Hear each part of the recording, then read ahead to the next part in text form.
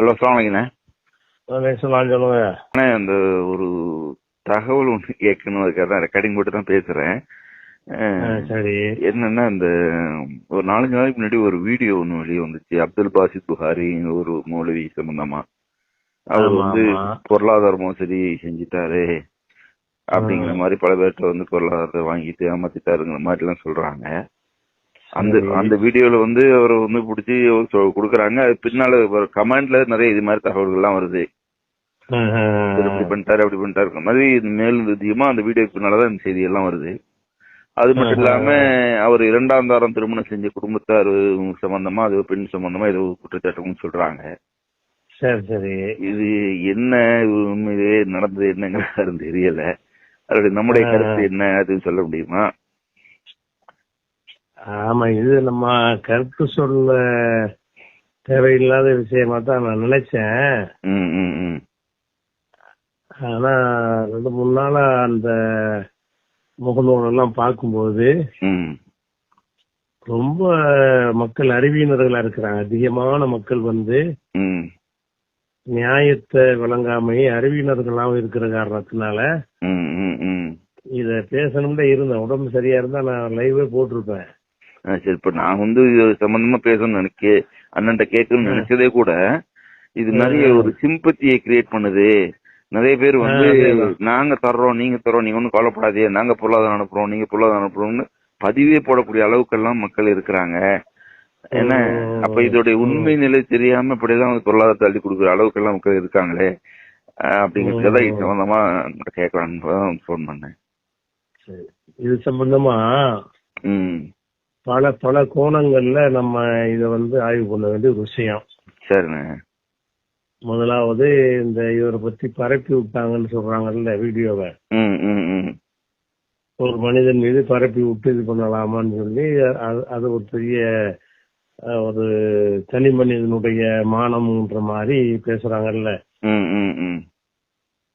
இந்த என்னென்ன கொடுக்கல் வாங்கல் விஷயம் இருக்கு அதெல்லாம் நான் தனியா சொல்றேன். முகநூல்ல பரவுவதை விட எனக்கு அதிகமா தெரியும். ஆனால் இந்த விஷயம் மட்டும் எடுத்துக்கிட்டீங்கன்னு சொன்னா, இஸ்லாத்துல தனி மனிதனுடைய தவறுகளை பரப்பக்கூடாதுங்கிறது கண்டிப்பான ஒரு விஷயம்தான். தனி மனிதனுடைய தவறு என்பது அவனை மட்டும் சம்பந்தப்பட்டதா இருக்கணும். ஒருத்தன் வந்து மது அருந்துறத நீங்க பாக்குறீங்க, மறைச்சிட வேண்டியதான். அத வந்து ஒண்ணு மறைக்கலாம் அல்லது அவருக்கு வேண்டியவர்கள்ட்ட சொல்லி அட்வைஸ் பண்ணி திருத்தருக்கு போய் சொல்லலாம். ஏன்னா அது அவர் மது இருந்தனால எனக்கு என்ன உங்களுக்கு என்ன, இது வந்து தனி நபருடைய ஒரு விஷயம். அதே நேரத்துல ஒரு 10 பேர்கிட்ட ஒருத்தர் பணத்தை ஏமாத்திட்டாருங்கிற ஒரு விஷயம் வந்து தனி நபர் விஷயம் இல்ல, 10 பேருடைய விஷயம். அது அந்த 10 பேருக்கு நியாயம் கிடைக்க வேண்டிய ஒரு விஷயம். அந்த விஷயத்துக்கு வந்து அதை பப்ளிஷ் பண்ணுவதோ அதுக்கு என்ன வழிமுறைகள் இருக்குது அதை கையாளுவது, அதை வந்து பரப்புறது, எது செஞ்சாலும் சரி அது வந்து மார்க்கத்துல வந்து குற்றத்துல வராது.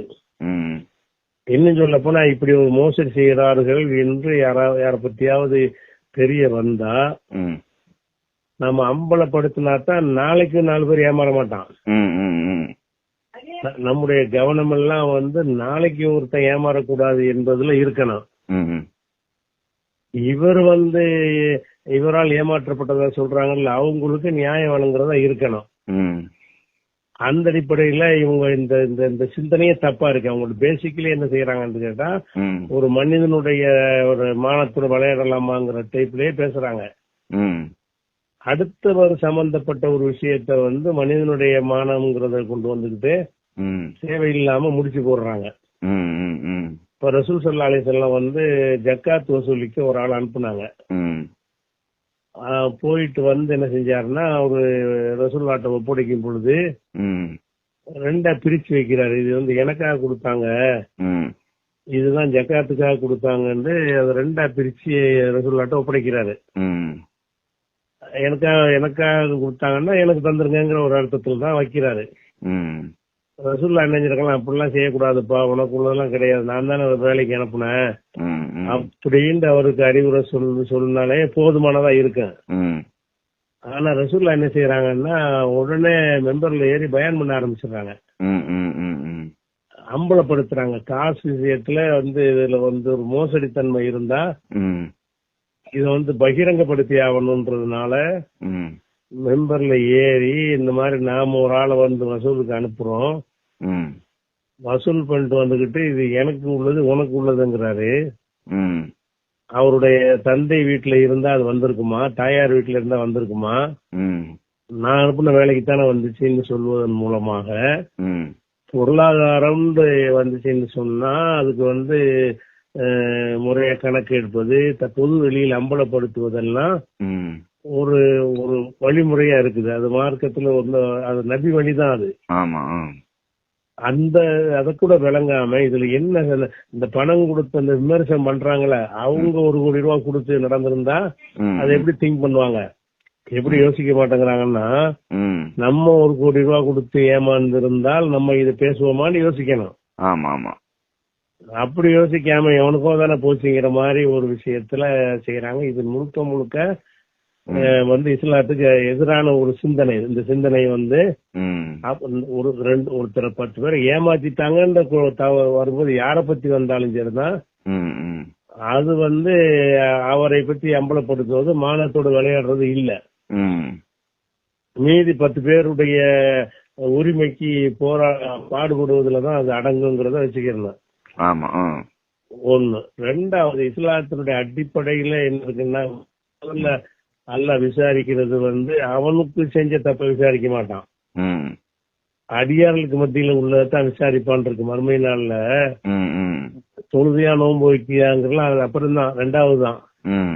முதலாவது சொல்லி நீ அவனுக்கு என்ன செஞ்ச இவனுக்கு என்ன செஞ்ச அப்படின்னு சொல்லி அடியார்களுக்கு மத்தியில உள்ள வழக்குகள் தான் முதல்ல விசாரிக்கப்படும் சொன்னா, அப்ப எந்த மாதிரியான விஷயம் பிறருடைய உரிமைகள் எப்படி இஸ்லாம் பேண சொல்லுதுங்கிறதுக்கெல்லாம் இது ஒரு ஆதாரம். ஏமாத்தி இருந்தாண்டா இவனோட அமலை பறிச்சு அவனுக்கு கொடுக்கணும்னு எல்லாம் எப்படி முன்னுரிமை கொடுக்குறான். முன்னுரிமை கொடுக்கறதுங்கிற நீ அடுத்தவனுடைய பொருளை ஏமாத்துறது என்கிற ஒரு விஷயம் ஏற்றுக்கொள்ளவே முடியாத ஒரு விஷயமாச்சு. ஒண்ணு. 2வது இத போலீஸ்ல புடிச்சு கொடுக்க வேண்டிய, ஏன்னா இது இவங்க ஏன் வந்துட்டு எடுத்து இது போட்டாங்க, அது மாதிரி சட்ட நடவடிக்கை எடுக்க வேண்டியதானே அப்படின்னு கேக்குறாங்க. இதுலயும் என்ன இருக்குன்னு கேட்டா ஒரு அறியாம தான் இருக்குது. அதாவது என்னன்னு கேட்டா இவரை நம்பி பணம் கொடுத்தவங்க எல்லாம் யாருன்னு கேட்டா அபிமானம் உள்ளவங்க. அபிமானம் உள்ளவங்களா இருந்த காரணத்தினால அந்த பணத்தை ஒரு ஒயிட்டாவெல்லாம் கொடுக்க மாட்டாங்க, சும்மா பிளாக்ல கொடுக்க சொல்லுவாங்கல்ல, அந்த மாதிரிதான் பெரும்பாலும் கொடுத்துருப்பாங்க. அந்த மாதிரி கொடுத்ததெல்லாம் வந்துகிட்டு இத போய் கொடுத்தவன்கிட்ட போய் போலீஸுக்கு போன சொல்றோம் எப்படி அயோக்கியனா இருப்பான். பாதிக்கு பணம் இழந்தவன் நிலையில இருந்து பாக்கணுமே, போலீஸுக்கு போக சொல்றவன் போலீஸ்ல கேட்பான் என்ன ரெக்கார்டு வச்சுக்கிறேன்னு கேட்பான், நம்பிதாங்க கொடுத்தா போட வெளியேன்றான். அப்போ அதுக்கு இந்த மாதிரி ஒரு மிரட்டல் பண்ணி கூட்டத்தை திரட்டி ஜமாத்துல வச்சு ஒரு பஞ்சாயத்து பண்ணி வாங்குறது ஒண்ணுதான் இருக்கிற வழியே தவிர சட்டத்தின்படி வாங்குறாந்தா செக்காக டிராப்டாக அந்த மாதிரி கொடுக்கப்பட்டு இருக்கணும் ஒண்ணு. அதே மாதிரி அத அக்ரிமெண்ட் போட்டு விதிமுறைகள் எல்லாம் போட்டுதான் மார்க்கப்படி கொடுக்கணும். ஆனா இவர் மாதிரியான நம்பிக்கையான அதிக நம்பிக்கை வைத்து கொடுக்கும்போது அதெல்லாம் ஒண்ணுமே செய்ய மாட்டாங்க. சும்மா கொடுத்துருவாங்க. வாய்மொழியில உள்ளத நம்பி கொடுக்கறது தான். அப்படி கொடுத்தவங்கள்ட்ட போய்கிட்டு நீ போலீஸுக்கு போன்னு சொல்றாங்க. இப்ப அந்த பாதிக்கப்பட்டவனுடைய நிலையில இருந்து பார்த்தா அவன் எப்படி வெந்து போயிருப்பான். போலீஸுக்கு போக ஒரு 1 கோடி ரூபாய் கொடுத்த ஒருத்தன்ட்ட போய் ரோட்ல வச்சு கேக்குறான்னு வைங்களேன், நீ ரோட்ல வச்சு கேட்டா போலீஸுக்கு போங்கிறாங்க. போலீஸுக்கு எப்படி போறது? போலீஸுக்கு போறதுக்கு இப்ப ஆதாரம் வேணும்ல. ஆதாரம் தெரியாத ஆட்கள்கிட்ட ஒரு ஒப்பந்தம் பண்றாந்தா முறைப்படி செஞ்சிருப்பாங்க. ஒப்பந்தம் போட்டு ஆதாரம் வேணும், உங்கள்கிட்ட ரூபா தர்றாங்கன்னு தெரியாது, அவங்கள்ட்ட அதெல்லாம் கேட்பாங்க, ரெக்கார்ட்லாம் கேட்பாங்க. அப்படி இல்லாதவர் இவர் மாதிரி ஆட்கள் வந்து ஒரு பயன் பண்ணி ஒரு மதிக்கத்தக்கவர் நினைத்து ஒரு அதிகமான அன்பு இருக்கும் பொழுது அவர் இவருக்கு தப்பா செய்வாரு அப்படின்னு சொல்லி அந்த பணத்தை கொடுக்கும் போது அவங்களுக்கு என்ன பயம் வரும்னா ஒண்ணு வந்துகிட்டு உனக்கு இவ்வளவு பணம் ஏதுன்னு கேள்வி கேட்பாங்க. ஆமா, சட்ட நடவடிக்கை சொல்றது ஈஸியா இருக்குது. ஒரு பாதிக்கப்பட்டவனுடைய பார்வையில இருந்து பார்த்தா அவன் எப்படி கொதிச்சு போவான், இத போய் எப்படி போலீஸ் கொண்டு போறது. ஒரு கோடி ரூபா ஒருத்தன் கொடுத்தான்னு சொன்னா உனக்கு இதுக்கு கணக்கு என்னன்னு கேட்பாங்க. ஐடி, இன்கம் டாக்ஸ் எல்லாத்துலயும் அவர் வந்து இன்வால்வ் ஆக வேண்டிய நிலைமை வரும்.